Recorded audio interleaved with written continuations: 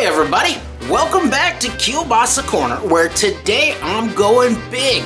I'm making this massive mortadella, or bologna's highfalutin cousin that everyone's gonna love. So let's get started.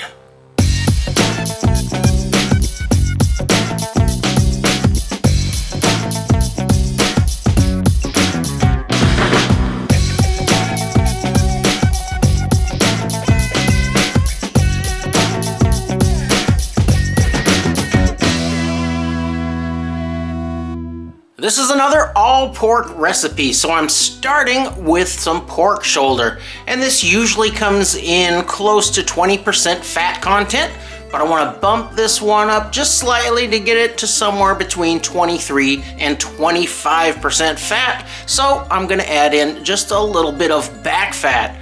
And this is going to be a 3 kilogram recipe today, but if you want to round that to 6.5 pounds, you should be close enough to follow the same recipe. And my meat is all partially frozen, so let me get this chunked up and ready for the grinder.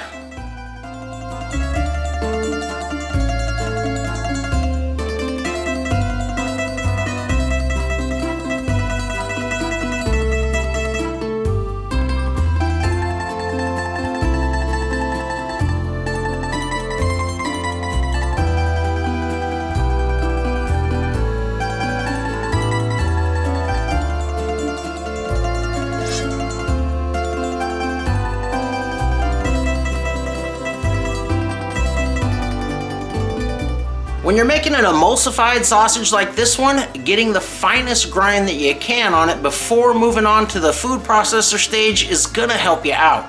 So I'm gonna be doing a double grind on this one. My smallest plate right now is a 4.5 millimeter plate, so I'm just gonna run it twice through this one. But if I had a 3 millimeter plate, I'd run it once through the 4.5, and then the second pass, I'd run it through that 3 millimeter plate.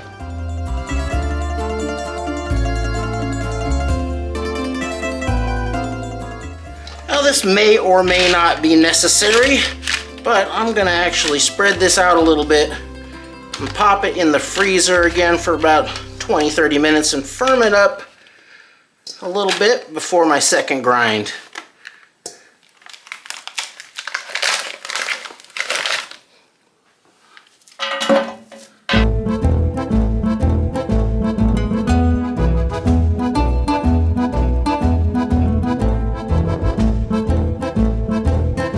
And here are the spices for our recipe today, and this one has got a little bit of a lot of spices.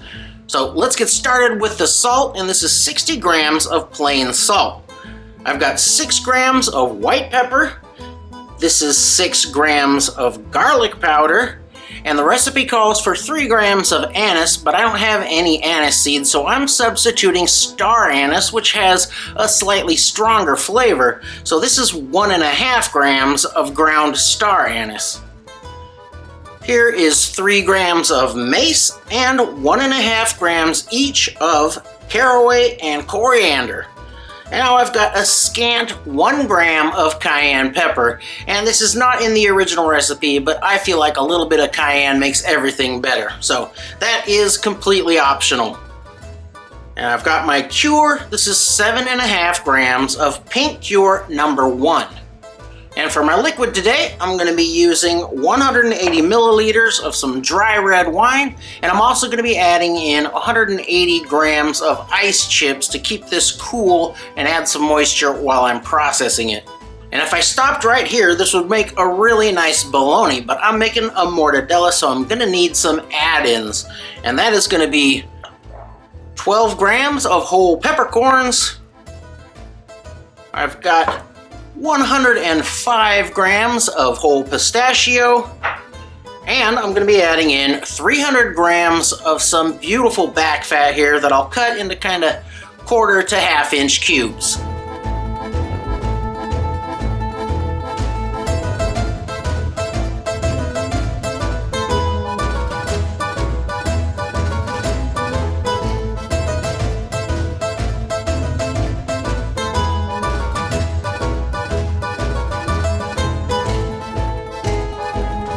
Looks like we did pretty pretty good on that double grind and getting that as fine as I can. And now, since my food processor isn't big enough to handle all of this at once, I'm gonna go ahead and mix in my spices now so that those batches come out evenly seasoned. I'll get that cure dissolved into the wine to help that spread around a little easier.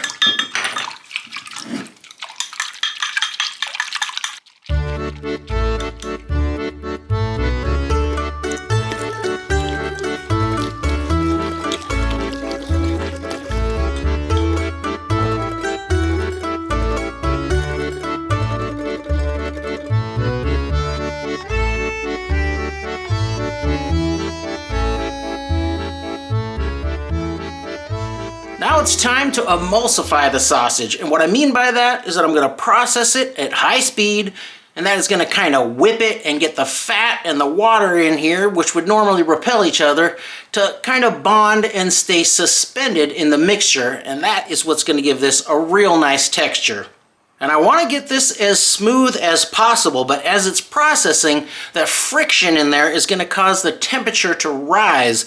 And if that temperature gets up above 50, 52 degrees Fahrenheit, that emulsification can break, meaning the fat and the water come apart and go their own separate ways, and it's just going to be ruined. So I'll keep track of the temperature as I go with the handheld thermometer, and as that temperature starts to rise, I'll add in some ice chips to make sure I stay down at a low temp. Now this is very demanding work for a home-style food processor like this. If you've been watching a while, you may have seen me burn one of these up a few years ago making some chicken sausage. So I'm gonna have to work in batches, and that's gonna make it a little difficult to make sure I've got an even amount of moisture in every batch. But in the end, I'm gonna mix it all together, and hopefully that'll be good enough. So let's get this started. I probably don't want to fill this thing up more than halfway.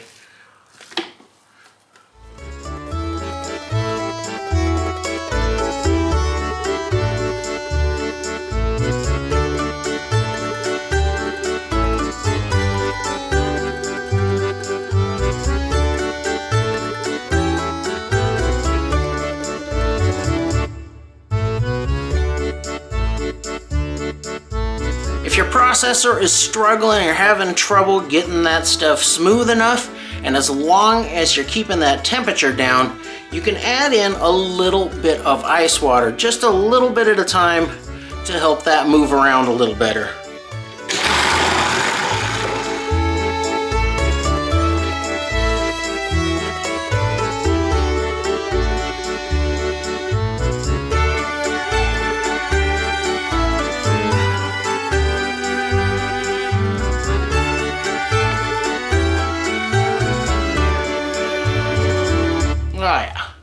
That looks like it's about as good as I'm gonna get. So, on to the next batch. Now it's time to mix in our add-ins, and these are the traditional add-ins for a mortadella, but with a recipe like this, you can put whatever you want in there. Jalapenos and cheese, of course, like pimento stuffed olives, those would be some pretty basic choices, but you could get pretty wild and creative and have a real good time with your pink slime. But for this one, we are sticking with tradition. Oh. Get a little of this in there, mix it around a little at a time to keep it kind of even. Have to break up these fatty chunks as they are sticky.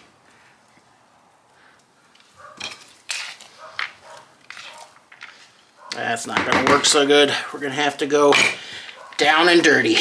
Oh, sticky.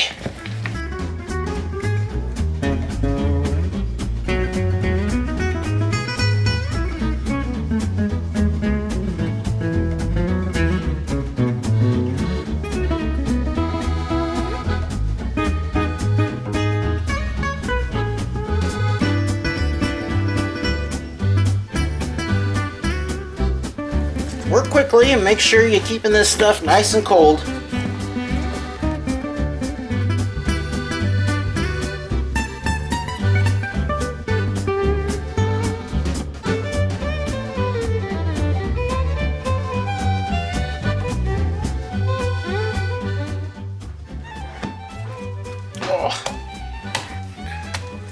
I think that should do.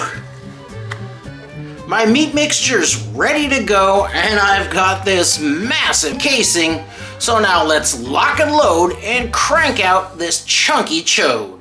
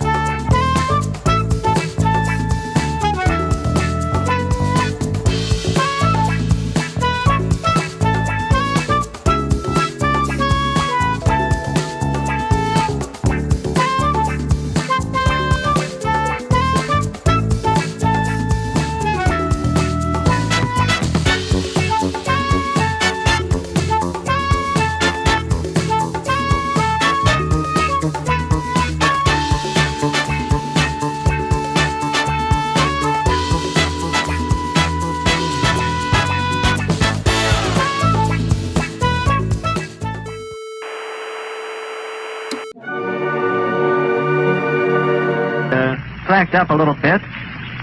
The back motors of the ship holding it just enough to keep it from... It bursts into flames. Get it started. It's fighting, and it's crashing terrible. Oh my, get out of the way, please. It's bursting into flames, and it's falling on the mooring mast and all the folks between it. This is terrible. This is one of the worst catastrophes in the world. Oh, it's like 400 or 500 feet into the sky, and it's a terrific crash, ladies and gentlemen. The smoke and the flames now. All the humanity and all the fans are just screaming around here. I'm going to be cooking this in the water bath today, and yes, you can do this on the stovetop if you can keep your temperature nice and stable, and of course you've got a pot big enough to handle this log. And I'm cooking it at 176 degrees Fahrenheit, that's 80 Celsius. But I only want the internal temperature to reach 155, and I know that the beauty of cooking in a sous vide bath is that you can set it to the temperature that you want your food finished at. But if you cook this one for too long, a lot more moisture is going to run out of it, and you're going to end up with a drier sausage, as I found out on my first attempt. So let's get this going, and I'll get this down in there. You can plop the thing straight in there, but I put mine in a Ziploc bag here for just a little extra protection.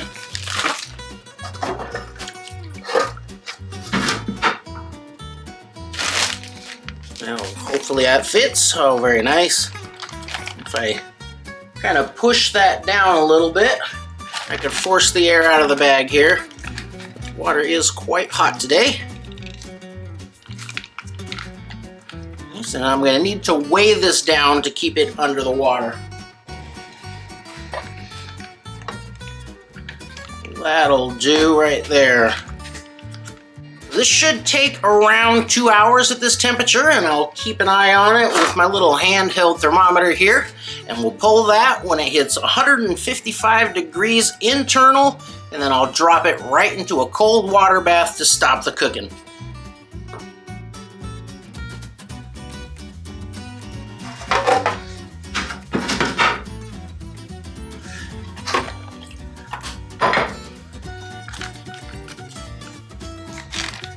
Should be getting close now.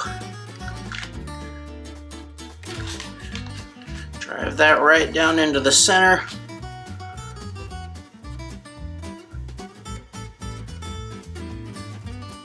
All right, we're right there. And as this is getting close to getting finished, you want to keep a close eye on the temperature because you do not want to overcook this and have that fat starting to melt in there. So now I'm going to get this out of here, right into an ice bath that's behind me, and I'll leave it down in there for 20 or 30 minutes to get that cooled down to the core, and then we'll put this in the refrigerator overnight and we'll try it out tomorrow.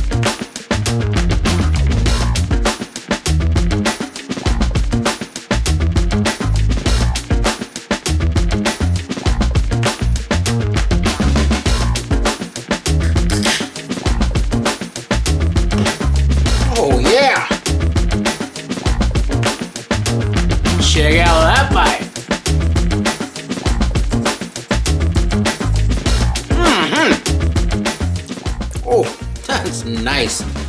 If you've never had bologna that doesn't come in a little round plastic case from the grocery store, you'd probably never know that it could be this good. The flavor is just not even in the same realm. All those spices that we put into this one give it a much more complex flavor. That store-bought stuff just kind of tastes like salty, fatty pork to me, but this one has a really subtle but complex flavor. A little bit like a very nice pate. And just check out this grain. Beautiful stuff. The black peppercorns in there, those pieces of back fat just melt in your mouth. And it looks like all my nuts are intact and in place, which is always priority number one. Stuff is really great on its own, but that's not why I made it.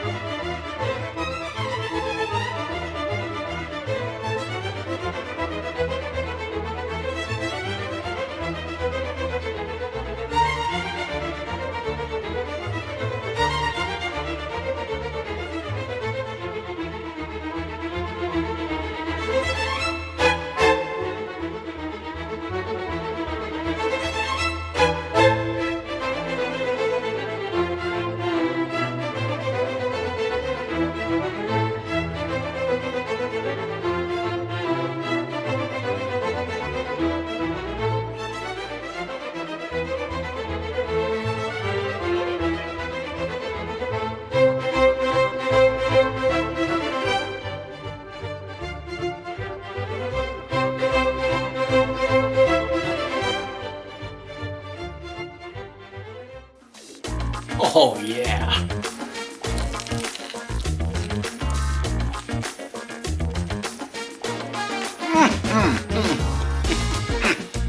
That is a great sandwich. Really simple ingredients, but when your ingredients are this good, it's nearly impossible to go wrong.